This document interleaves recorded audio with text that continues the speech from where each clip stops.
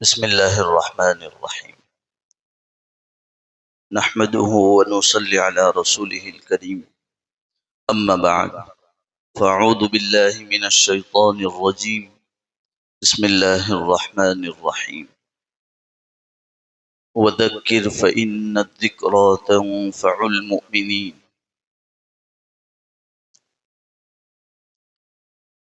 وقال تعالى: وَلَنَبْلُوَنَّكُمْ بِشَيْءٍ مِّنَ الْخَوْفِ وَالْجُوعِ وَنَقْصٍ مِّنَ الْأَمْوَالِ وَالْأَنفُسِ وَالثَّمَرَاتِ وَبَشِّرِ الصَّابِرِينَ الذين إذا أصابتهم مصيبة قالوا إنا لله وإنا إليه راجعون.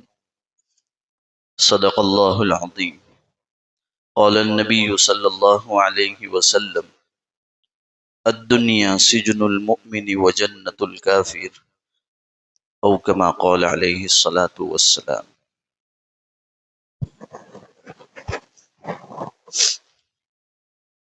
محترم دوستو، بزرگو، دینی ایمانی بھائیو، اللہ رب العزت نے اپنے فضل سے، اپنے کرم سے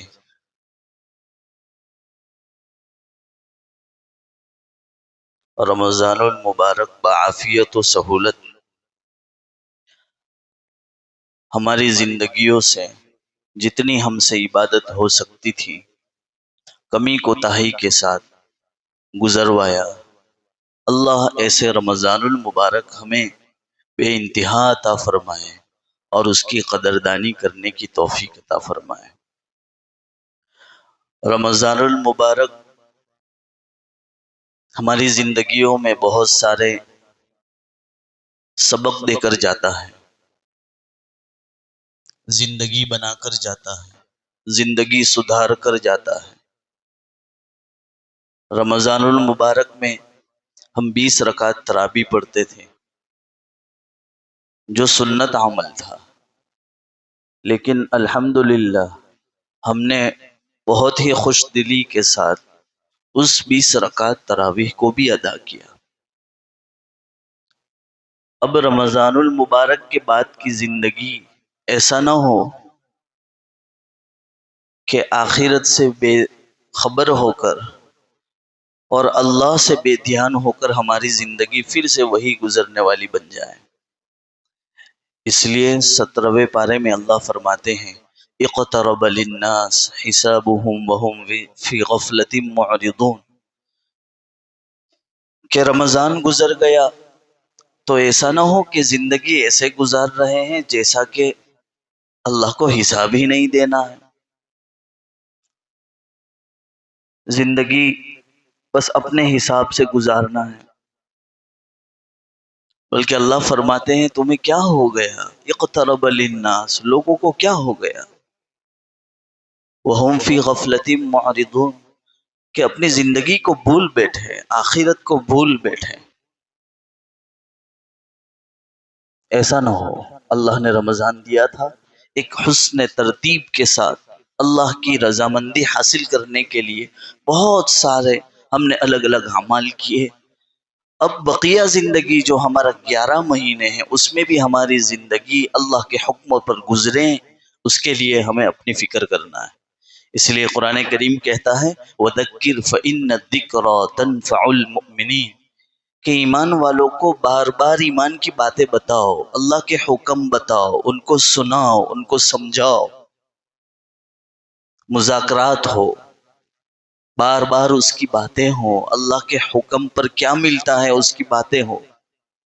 وَذَكِّرْ فَإِنَّ الذِّكْرَى تَنفَعُ الْمُؤْمِنِينَ، اللہ نے بشارت دی ہے کہ ایمان والوں کو ایمان کی باتیں فائدہ دیتی ہیں۔ اس لیے الحمدللہ ہم ہر جمعہ میں ایمان کی باتیں، اللہ کے حکم کی باتیں، قرآن کی باتیں، حدیث کی باتیں سنتے ہیں، کیوں ایمان تازہ ہو جائے، اعمال پر کھڑا کرنے والا بنا دے۔ تو اللہ نے جو ہیں رمضان کے بعد جو ہمیں زندگی دی ہے، کوئی بھروسہ نہیں کہ زندگی کب ختم ہو جائے، اس لیے ہم حالات سے پریشان۔ حالات سے دو چار ہیں، حالات کی طرف ہماری توجہ ہے۔ حالانکہ جس کلمے کو ہم پڑھتے ہیں لا الہ الا اللہ محمد الرسول اللہ صلی اللہ علیہ وسلم، اس کے اندر ہی ہمیں یہ بات سمجھائی گئی کہ کرنے دھرنے والی ذات اللہ کی ہے، بیماری شفا دینے والا اللہ ہے، کھلانے والا پلانے والا اللہ ہے، سب کچھ کرنے دھرنے والی ذات اللہ کی، اسی کو کہتے ہیں لا الہ الا اللہ۔ یہ بات ہمیں سمجھائی اور اپنے دلوں کے اندر اتارنے کو کہا کہ یہ بات اپنے دل میں اتارو کہ ہر کام میں اللہ کا حکم ہے اور اللہ کا حکم پورا کرنے میں ہی ہمارے لیے عافیت ہے، اور حالات جو ہیں اس کی طرف ہماری نظر نہ ہو۔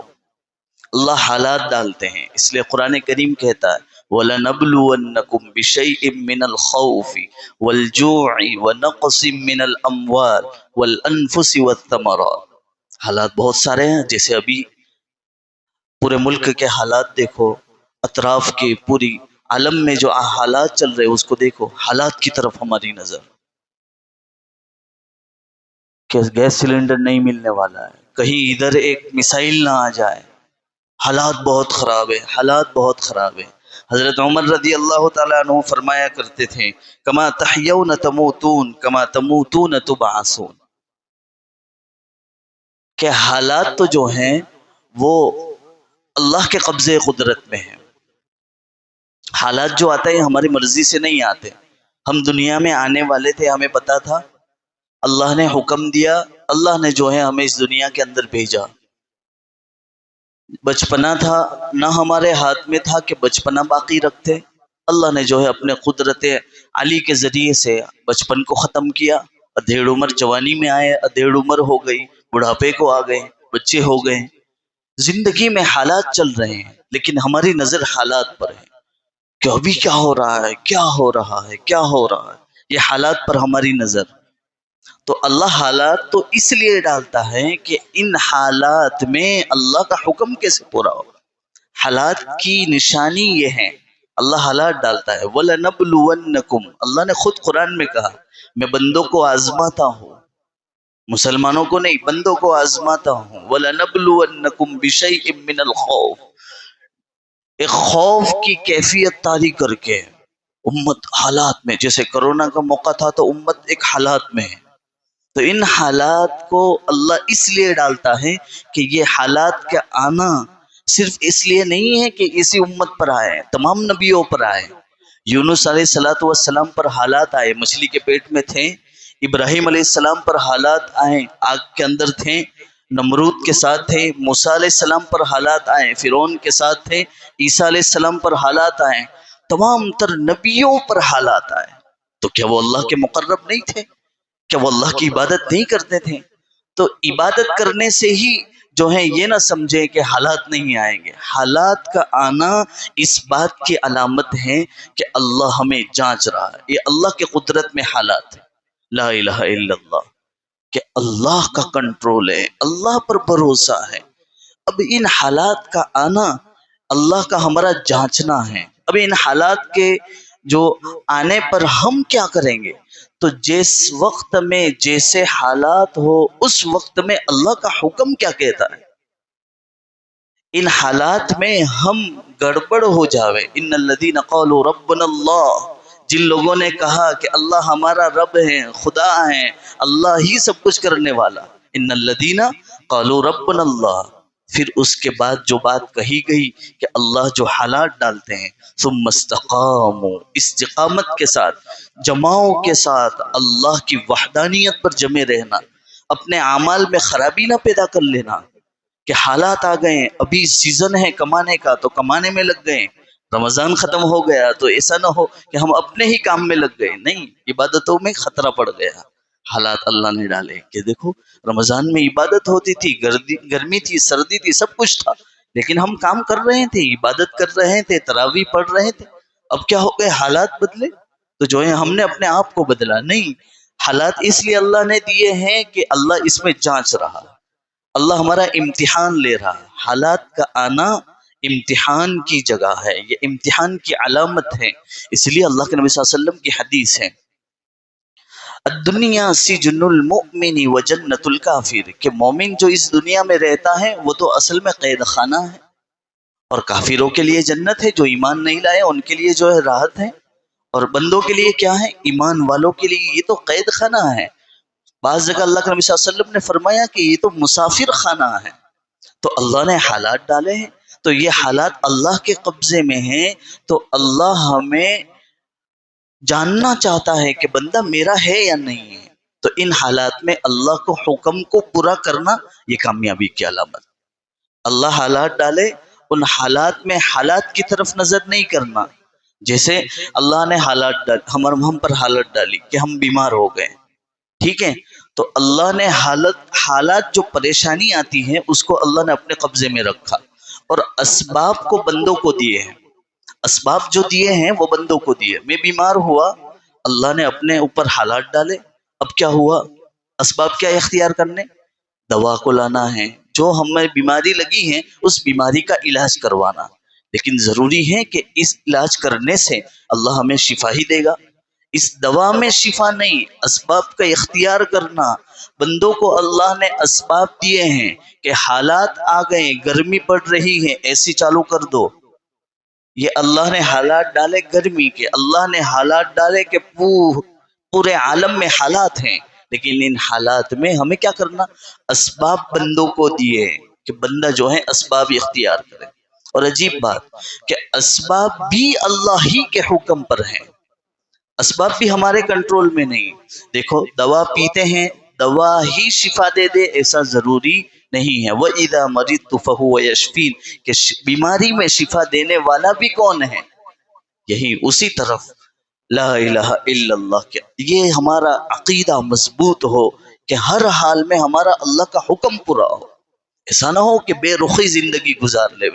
تو حالات میں اللہ نے اس لیے ڈالا کہ اللہ ہمارا امتحان لے رہا ہے، اور امتحان میں کامیابی کی علامت کیا ہے؟ جس وقت میں جو حالات ہو اس حالات میں حالات کی طرف نظر نہ کریں، بلکہ اللہ کے حکم کی طرف، کہ اس موقع پر میرا اللہ مجھ سے کیا چاہتا ہے اس حکم کو پورا کریں گے، یہ کامیابی کی علامت۔ اس لیے اللہ نے کہا وَلَنَبْلُوَنَّكُمْ بِشَيْءٍ مِّنَ الْخَوْفِ، کبھی تو خوف کے ذریعے سے میں امت کو جانچوں گا کہ کیسے حالات چل رہے ہیں، لوگ کیا کر رہے ہیں۔ من الخوف والجوع، کبھی بھوک مرا ہوگا، جیسے سلنڈر ابھی پریشانی میں ہے۔ من الخوف والجوع ونقص من الاموال، کبھی تو جو ہے نوٹ بندی آ جائے گی، پریشانی پیسے کے معاملے میں، اللہ مال کو کم کر کے آزمائے گا۔ اللہ ہر طرف سے بندوں کو، اللہ ہے، اللہ جو چاہے کر سکتا ہے، اللہ کی قدرت ہے، اللہ بادشاہ ہے، رب العالمین ہے، تو اس کی مرضی، وہ جیسے چاہے ہمیں آزمائے۔ یہی تو ہمارا امتحان ہے کہ ہم اس دنیا میں رہتے ہوئے ہر حالات سے گزر کر اللہ کا حکم پورا کرنے کی کوشش کریں۔ تو جو ہے نا ابھی جو ہمارے حالات چل رہے ہیں اس میں ہم یہ سوچتے ہیں، حضرت عمر رضی اللہ تعالیٰ عنہ فرماتے تھے کہ کما تحیون تموتون کما تموتون تبعثون، ہم سوچتے ہیں کہ حالات کو ٹھیک کریں گے، حالات کو ٹھیک کرنے سے کچھ نہیں ہوتا، حالات ٹھیک کرنے سے کچھ نہیں ہوتا، کیونکہ حالات خود کس کے قبضے میں؟ اللہ کے قبضے میں۔ اس لیے حضرت عمر رضی اللہ تعالیٰ عنہ فرماتے ہیں کہ کما تحیون تموتون، اپنی زندگی ٹھیک کر لو، کما تحیون تموتون، جیسے زندگی گزارو گے ویسے مرو گے، جیسے زندگی گزارو گے ویسے مرو گے، اور جیسے مرو گے کما تموتون تبعثون، ویسے اٹھائے جاؤ گے۔ اسی لیے خطبے کے اندر پڑھا جاتا ہے وَقِنَا شَرَّ مَا قَضَيْتَ، کہ ہمارے معاملات، ہمارے جو رویے ہیں، ہم جو رہتے ہیں وہی ہم دیکھ لے، ہمارے اعمال ایسے ہیں کہ اس اعمال کے بدولت اللہ کے فیصلے اترتے ہیں، کسی کا کوئی قصور نہیں ہے، کوئی قصور نہیں ہے کسی کا۔ اپنی زندگی کو دیکھو کہ ہم اپنی زندگی سدھار لیں، ہماری زندگی ٹھیک ہو جاوے۔ اس لیے اللہ کے نبی اللہ والوں کا قول ہے من اصلح ما بینہ وبین اللہ اصلح اللہ ما بینہ وبین خلقہ، ہم فکر کرتے ہیں کہ حالات ٹھیک کریں، نہیں، کیا کریں گے؟ میرا اور میرا اللہ کا معاملہ، من اصلح ما بینہ وبین اللہ، کہ میں اپنی زندگی کو اللہ کے ساتھ ٹھیک کر لوں، میں اپنی زندگی کو اللہ کے ساتھ بہترین کر لو، درست کر لو، یعنی میرا معاملہ اللہ کا معاملہ ٹھیک کر لو۔ آگے اللہ والوں کا قول ہے اصلح اللہ ما بینہ و بین خلقی، اللہ بندوں کے درمیان کا معاملہ ہمارا ٹھیک کر دے گا۔ ہم لوگوں کو صحیح کرنے کی فکر میں کہ اس کو صحیح کر لے وے، اس کو سدھار لے وے، اس کو یہ کر لے وے، یہ کر لے وے، نہیں، پہلے اپنی فکر کر لے۔ یا ایھا الذین آمنوا قوا انفسکم، لوگوں کی فکر تو ہے ہی، لیکن کب؟ جبکہ اپنی زندگی کی فکر کریں گے، اس کے ساتھ میں لوگوں کی فکر کریں گے تو بہت فائدہ ہوگا۔